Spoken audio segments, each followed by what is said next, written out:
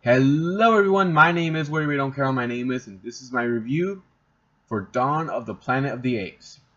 Okay, so this is a second version of an old review that I did years ago. In fact, I actually did a review for this movie when it came out back in 2014, but back then I didn't have a lot of good experiences when it comes to doing reviews, so I looked back at my video, I knew it wasn't that good, so I decided to, well, do another version, to do one after all this time, especially with the War for the Planet of the Apes movie coming out. So I decided to check the movie out again. I put it in and I watched it, and I gotta say, it's still good. It's still a good film. I love the new version for the Planet of the Apes franchise they're doing. I love this reboot that they're doing, especially with the different directions that they're doing. They're making it more modern, and how well they've been able to make these films.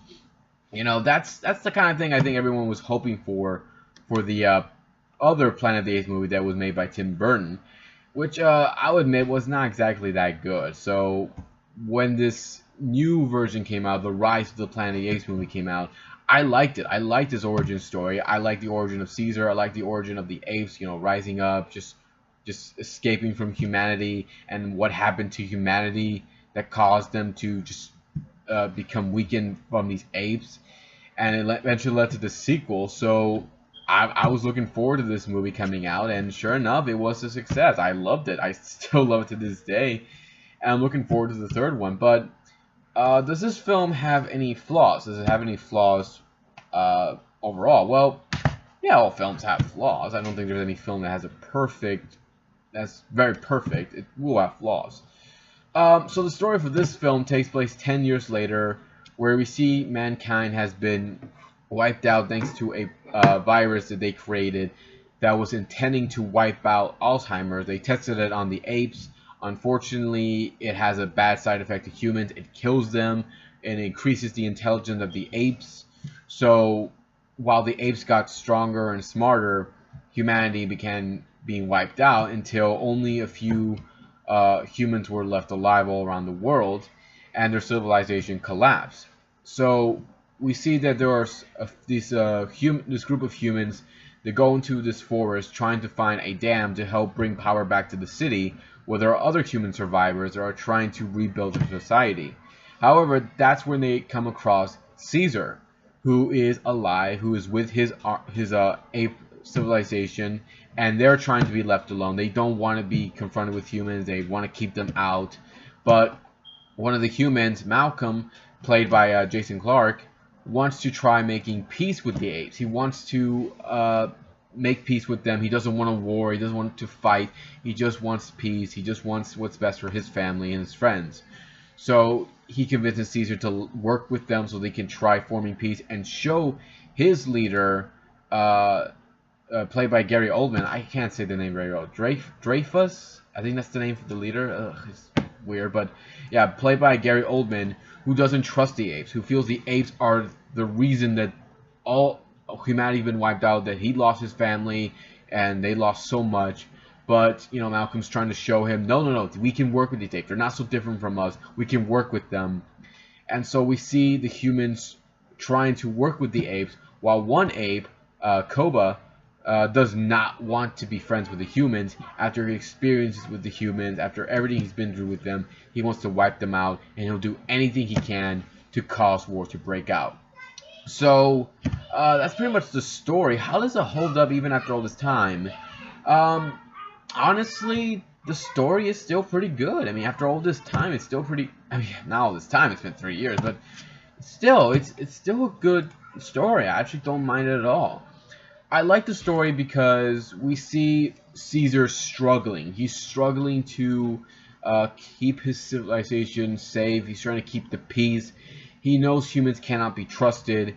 He is trying his best not to get too close with these humans, but the more time he spends with them, the more he sees that both their sides are not so different. There can be peace between them, and he wants that so much. And so does our other main character, Malcolm, who also wants peace. He doesn't want a fight to break out. And we see during the story, there are ups and downs, but they soon looks like there is going to be peace between them until Koba ruins that all, and he causes a fight to break out. So even by the end of it, even after Caesar defeats him, he realizes mankind will never forgive the apes anymore. They've killed a lot of their people now. They started this fight. Caesar realizes there is no way for peace anymore.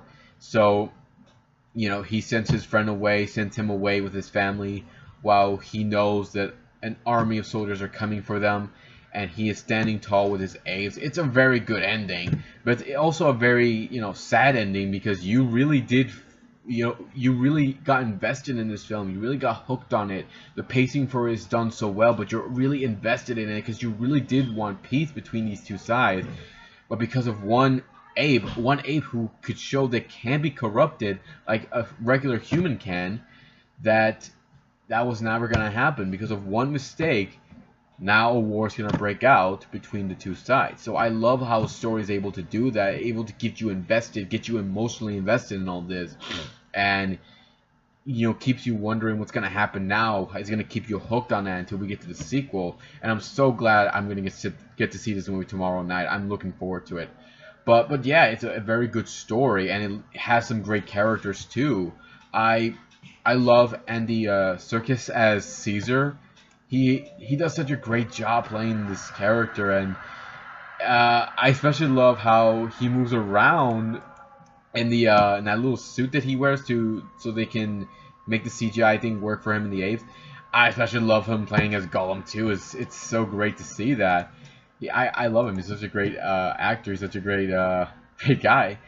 Jason Clarke does a great job playing as Malcolm as well. Gary Oldman as well as the leader of the humans. And I especially love the one who they got to play for Koba, Toby Kebbell. He does a great job too. And they have such a great cast, and all of them are such good characters. I actually like them a lot. The apes are all pretty good. I especially love Maurice in this film. Maurice is the orangutan who's friends with Caesar, very close friends to Caesar. I like him. He's very cool too. So the characters are all well done. I like him a lot, and we see, you know, Caesar struggle to keep his family safe. We see Malcolm trying to bring peace between both sides. But I especially love Koba more because Koba understands humankind better, because he was experimented on, he was abused, he was mistreated so badly, so that left a scar in him, a mental scar in him. That's why he doesn't trust mankind. He doesn't think there should be peace. And when he sees Caesar, you know, trying to befriend them, he can't understand what Caesar's been through, because Caesar was raised by good people. He was raised by a good family. Humans, yes, but he still was raised by a good family. And Koba, seeing Caesar befriend the humans, he hates that. He wants to show that he can lead the apes better than Caesar. This might, and in the end we see that Caesar ends up killing him in the end, but even so, I think what Koba did may influence Caesar and make Caesar realize he may have no choice but to do what is best for his family, even if that means killing humans in this upcoming film, which is likely going to happen. But I do love how all these characters do so well, how all of them feel so real. We know that the apes are CGI, but man, they do such a great job getting us invested with these characters, and with a great story too. Special effects wise, I love them. I love the special effects for the apes. I love the special effects for the fighting and everything, especially when we see the apes attacking the humans, shooting at them on horseback. It's awesome. And when we see the apes coming into the city for the first time, showing their numbers, their strength and power against the humans, it's pretty cool. It's amazing. It's such great, and I love the ending for it. The ending for it looks so beautiful with everything they did. So I love it. This is a great story. So wait, are there any flaws with this film though? I did say there were some flaws, right?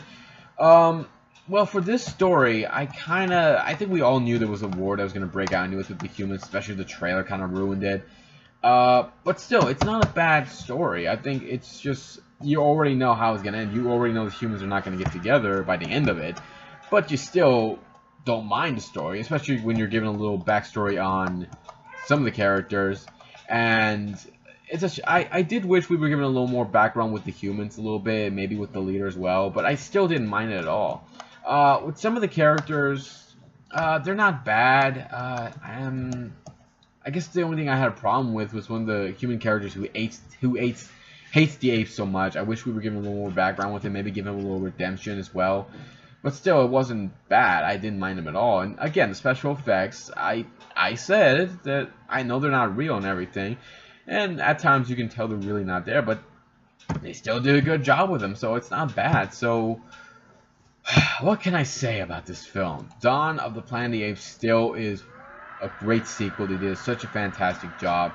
So, I will say it is worth watching. This film is worth watching, but I do recommend watching Rise of the Planet of the Apes so you can see how it leads up to this. And I'm looking forward to tomorrow night. So if you guys have a different opinion about this film, leave some comments below. Let me know what you think.